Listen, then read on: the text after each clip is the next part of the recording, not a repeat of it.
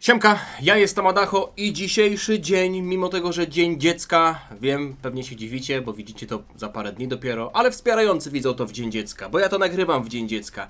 Ten dzień jest dniem decydującym, nie dajcie się zwieść, wszystkie dzieci. To nie jest Dzień Dziecka, to jest dzień, w którym poznamy odpowiedź na pytanie, czy Pan Pokolo faktycznie został pokonany. Czy Pan Pokolo faktycznie po 10 latach treningu został pokonany przez Super Saiyanina Vegetę, który przez tę całą dekadę na wolnym ogniu, powoli, bez pośpiechu, niespiesznie gotował tę zemstę na Panu Pokolo. Rozdział 11. Sound and Fury. Wydaje mi się, że jeśli miałbym to przetłumaczyć dosłownie, to byłby to dźwięk i furia. Aczkolwiek zrobiłem research ze względu na to, że na końcu pierwszych rozdziałów tam pojawiło się sformułowanie Grapes of Wrath i to się okazało, że jest jakaś powieść. Znalazłem powieść, która nazywa się Wściekłość i Wrzask jednego amerykańskiego pisarza. Powieść amerykańska z lat 30. XX wieku, mająca elementy strumienia świadomości. Jeszcze odnośnie jednej rzeczy, bo zapomnę. 1 września, 1 kwietnia, 1 czerwca.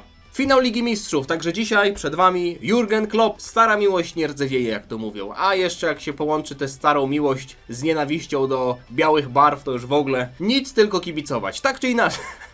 I przechodzimy do rozdziału 11. Oczywiście tradycyjnie zobaczymy sobie dzisiaj 2 rozdziały, bo jeden to za mało. A w ogóle na okładce jeszcze mamy prawdopodobnie Paragusa, w tle statek Vegety, którym Vegeta przyleciał razem ze swoimi ludźmi, także zobaczmy, o co tutaj będzie chodzić. Dalej wy, robale, utrzymujcie ją w pozycji i przygotujcie się do ognia, jeśli sprawy potoczą się źle, tak jak ostatnim razem. Tarble w przeciwieństwie do Turlesa, który krzyczy tutaj na swoich żołnierzy, na swoich podwładnych, którzy próbują utrzymać ten statek w powietrzu, spogląda przez okno i zastanawia się: Paragus, dlaczego tam zostałeś? Czyli to jednak był Paragus na okładce.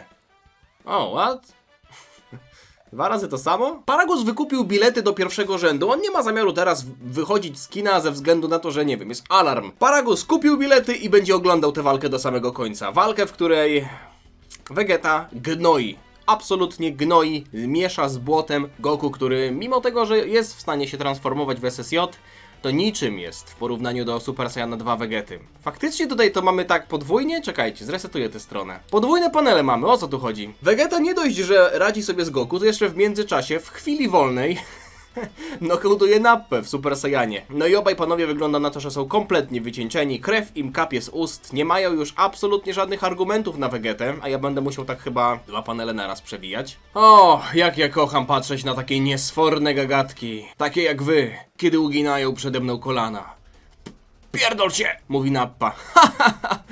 Pogódź się z tym, Nappa, wasza dwójka jest już skończona, mówi Vegeta, który patrzy na klęczącego Nappę i Goku, którzy nie są w stanie ani położyć palca nawet na Vegecie. No, mamy jeszcze oczywiście pana Pokolo, ale ten w poprzednim rozdziale zasmakował próbki porażki. Wiecie, jak idziecie do sklepu, na przykład chcecie kupić jakiś perfum albo świeczkę, to możecie powąchać tam próbkę. No to pan Pokolo jeszcze nie kupił tego perfumu, ale powąchał już tester. Już jest blisko, żeby przegrać tę całą walkę. Chociaż, czy ja mówię nie w czas? Pan Pokolo nagle zaczyna się wzmacniać i ta jego bąbelkowa aura wznosi się w powietrze, odwracając uwagę Vegety. O, wiem, że już jestem skończony, ale on jeszcze nie jest, mówi Nappa, i w tym czasie pan Pokolo otacza swoje zielone ciało bąbelkową aurą, która, muszę przyznać, że wygląda dość nietypowo w porównaniu do tych chaotycznych, ostrych aur, mogę tak powiedzieć? Które na co dzień prezentują Saiyanie. Tak czy inaczej, zobaczmy, czy to będzie pełna moc Pokolo. Czy to będzie O co tu chodzi? Czemu te panele są tak pomieszane? Pomieszane są te panele. No dobra, pan Pokolo tutaj... Ależ jeszcze takiej sytuacji nie miałem. Pan Pokolo przygotowuje w rączkach, chociaż nie... Czekajcie, on nie przygotowuje tego w rączkach. On robi tutaj jakieś takie... Nie mówcie mi, że on robi Shocker Cannon. 2 w czerwone, 1 w brązowe. Ja już wymyśliłem nazwę dla tego ataku. To jest Shocker Cannon. Shocker Blast. Pan Pokolo wyprowadza potężnego Shocker Blasta. Zobaczcie, jak tutaj aż jego ząbki ostre, naostrzone aż się pokazują. Nie widziałem tego wcześniej. Takiego zdenerwowanego pana Pokolo, kurwa, jeszcze nie widzieliśmy. Goku i Nappa obserwują, Vegeta mimo wszystko dalej się uśmiecha. Pan Pokolo wyrzuca tego Shocker Blasta. Zobaczmy, czy to będzie faktycznie nazwa tego ataku.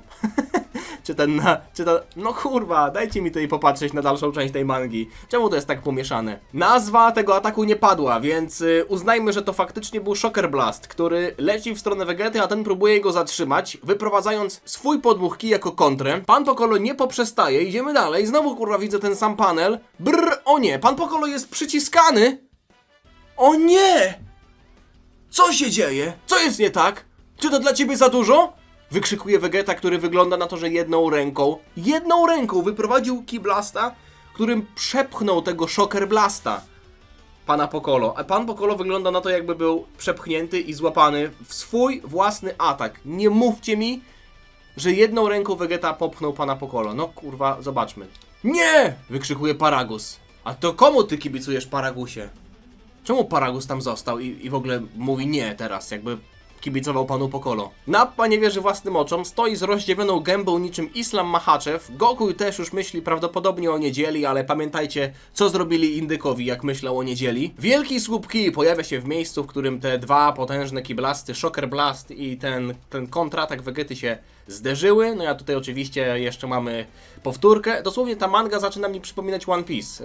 Jeden odcinek do przodu i jeden odcinek retrospekcji, jak to było kiedyś, prawda? Takie tempo ostatnio jest w One Piece. Wygląda na to, że ten wybuch jest większy niż się spodziewaliśmy. Paragus w ogóle wychodzi z dziury. Nie wiadomo dlaczego Paragus nagle... Jezus Maria, widzę Pana Piccolo, który jest kompletnie obdarty! Ze skóry! To ja ostatnio, jak widzieliśmy Pana Piccolo ze zdartym kolankiem, ze zdartymi spodniami, to ja się śmiałem, że taka moda jest. Niektórzy noszą takie spodnie ze zdartymi kolanami. Może tak sobie zdarł kolanko, prawda? Specjalnie w walce z Królem Coldem. A walka z Królem Coldem to dosłownie trwała 2 sekundy. A tutaj Pan Piccolo zakrwawiony, obdarty z ubrań. Paragus w ogóle to wszystko ogląda nie wiadomo po co. Nie wiem, Broly...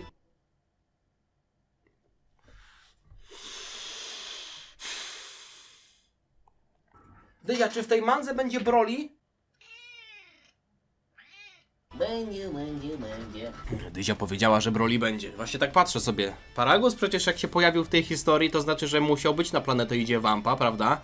Bo chociaż czekajcie, czy to jest ten stary Paragus, czy ten nowy Paragus? No tak czy siak, jeśli jest Paragus, no to może pojawi się wątek Broly'ego. Vegeta dolatuje do Pana Piccolo, który jest w ogóle nieświadomy tego, co się dzieje. O nie. O Boże, nie, mówi Nappa. Mistrzu! Ruszaj się, mistrzu! Nie! Nie. No i znowu retrospekcja, kurwa! Co ja oglądam, One Piece? Czy co? Nie! Ja myślałem, że Pan Piccolo ma plot armor!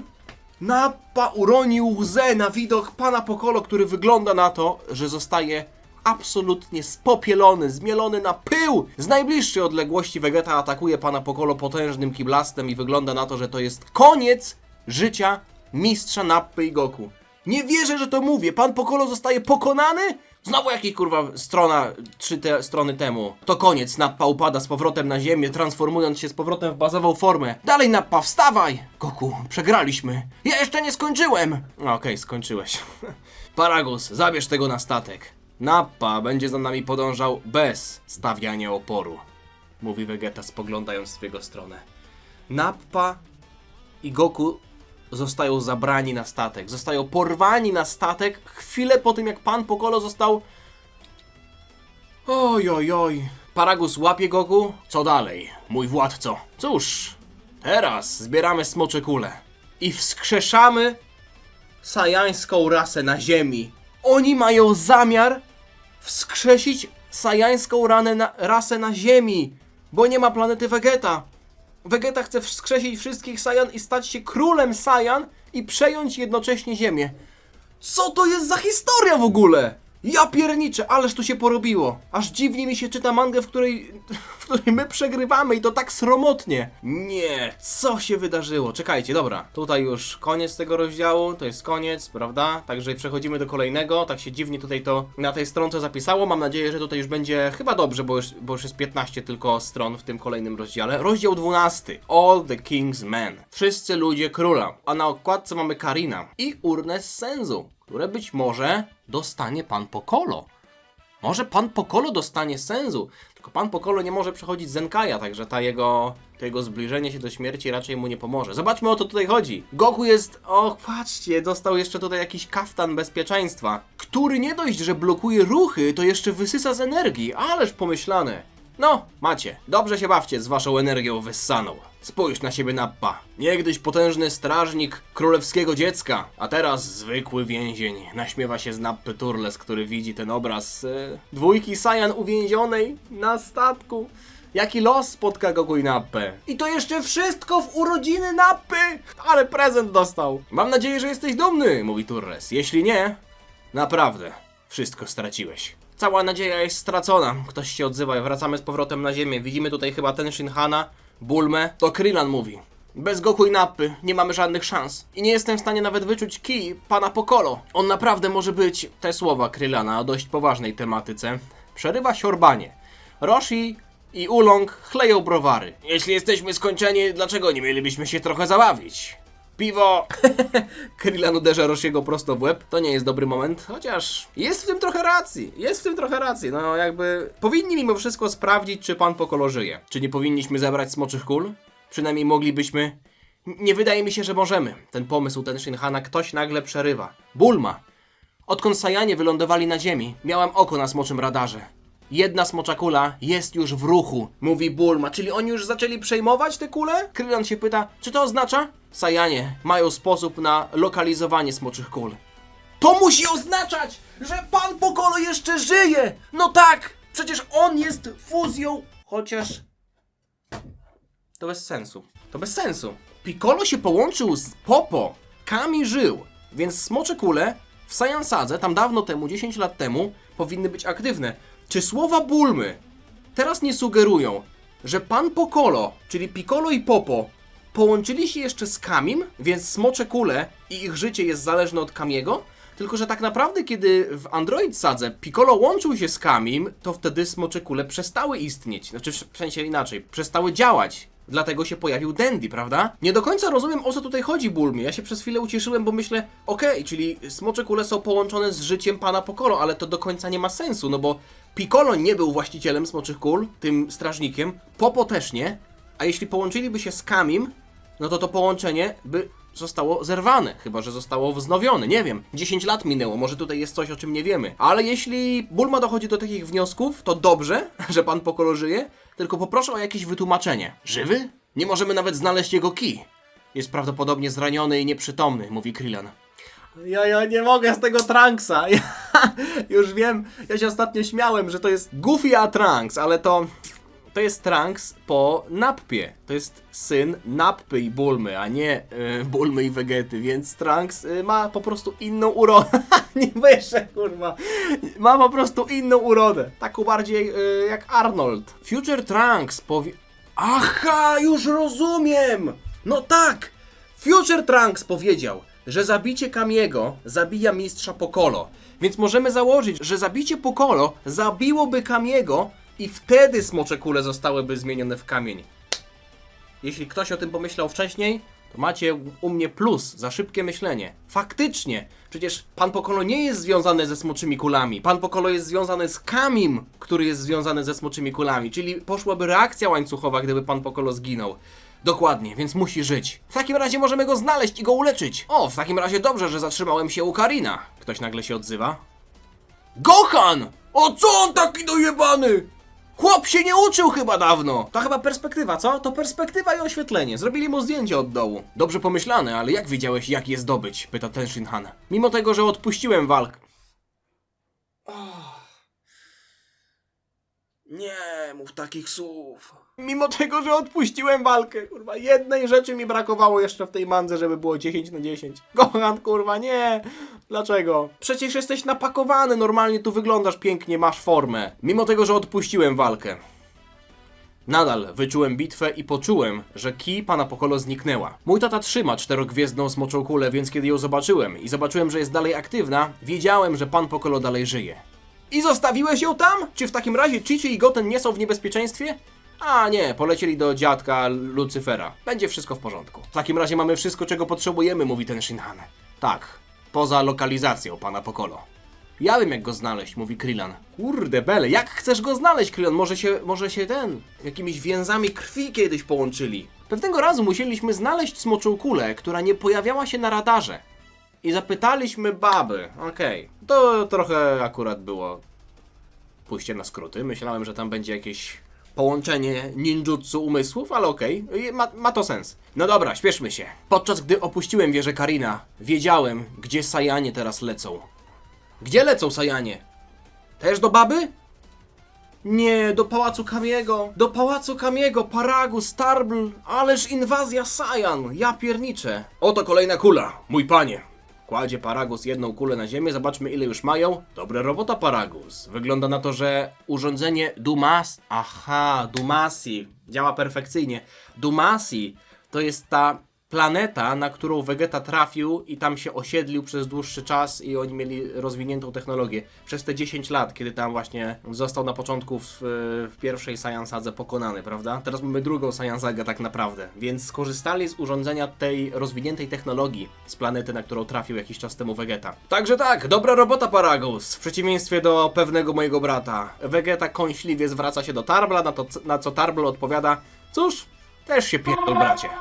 Następna kula jest 12 klików na północ stąd, mówi kolega tutaj z kolcem na głowie. Mój królu, czy mogę na początku wrócić na statek, zmienić moją zbroję? Ja wyczuwam tutaj jakiś tutaj po prostu podstęp Paragusa, on tam Broliego ma w kapsułce, zaraz powie: haha, ja tu mam silniejszego Saiyanina, to ja będę królem wszystkich Saiyan. Czy ja jestem twoją matką, Paragus? Też potrzebujesz mojego pozwolenia, żeby pościelić sobie łóżko? Odpryskuje Vegeta, odwracając się. Leć na statek i pospiesz się. Twoi żołnierze polecą przed tobą i będą szukać kolejnej kuli. Tak, wasza wysokość. Paragus zaciska pięść, co zauważa Tarbl i odlatuje. Patrzcie, Paragus coś tam ma do Vegety. Tarbl się wścieka. Oszalałeś, bracie? Uważaj na słowa, odpowiada Vegeta. Jest wątek Broliego!